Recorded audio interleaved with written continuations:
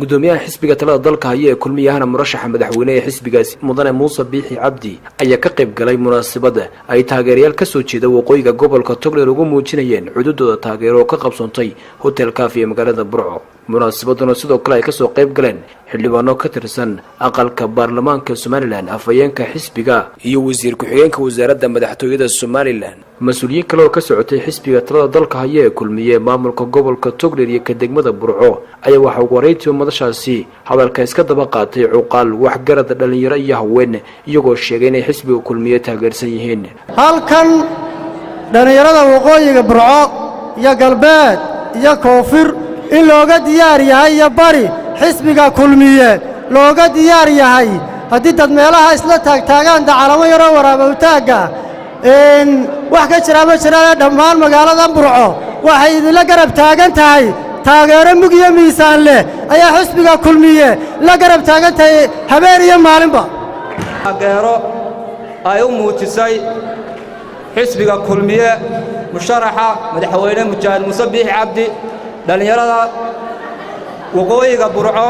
kamida maalmaanba midiyaha ka socday niman siyaasadii ku fashilmay oo si qaldan u adeegsaday oo markaa ka noqotay nin daad qaaday xumba cuskay ku quunso quraaya baan leeyahay maanta ku quunso quraayo kuwaasi lama matalaan dhalinyarada waa kuwa wadka arkaya ama kulmiye ahay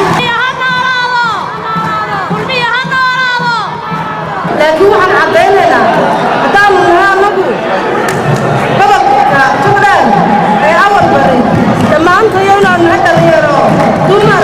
cid walba inaan nahay kulmiye koobaad magaca wuu leeyahay sinaayo magaca wuu leeyahay yaan lagaga masuubin waqooyi waxaynu leenahay oo isku raacsannahay inaynu ninkaa maanta soo saaro oo dooranno inaga iyo kulmiye iyo ciddii kale kulmiye ahayba soo saarto. mujaahid Muuse Biixi Cabdi bahaweenka subeer oo inaanu nahay halkan idinka sheegaynaa una labaynaysa jecela doonaysa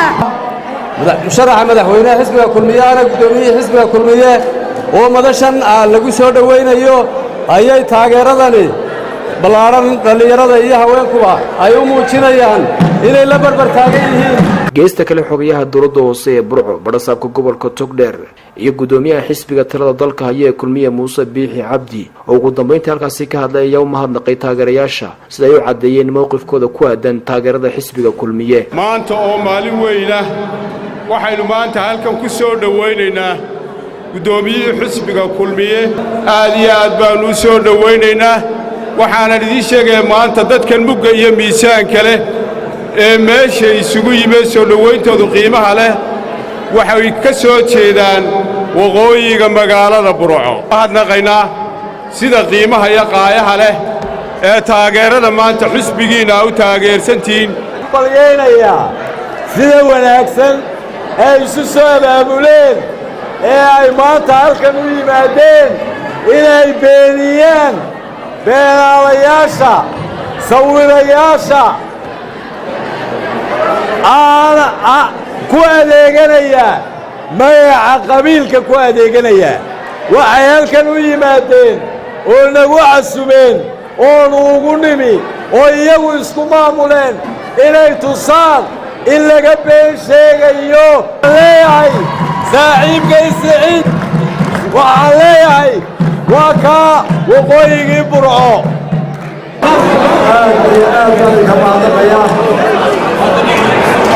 شورينا حماسة البلد ما جواب يوجدوا طبعاً أنا أتمنى من السياسيين تاو واحد سيدا يرمي ذي عمري حاجو تفضلوا يأكلون مرة بصورة غابوي هرجيسة إلى وصول إلى بلاصة بلد هو قبضه أنت هذا حق الصور ما يصير أنا واحد شيء وأنا ما أعرف جلاسة والله تدور وكم يساعد إلى قويته ما شاف في الجنيو ولا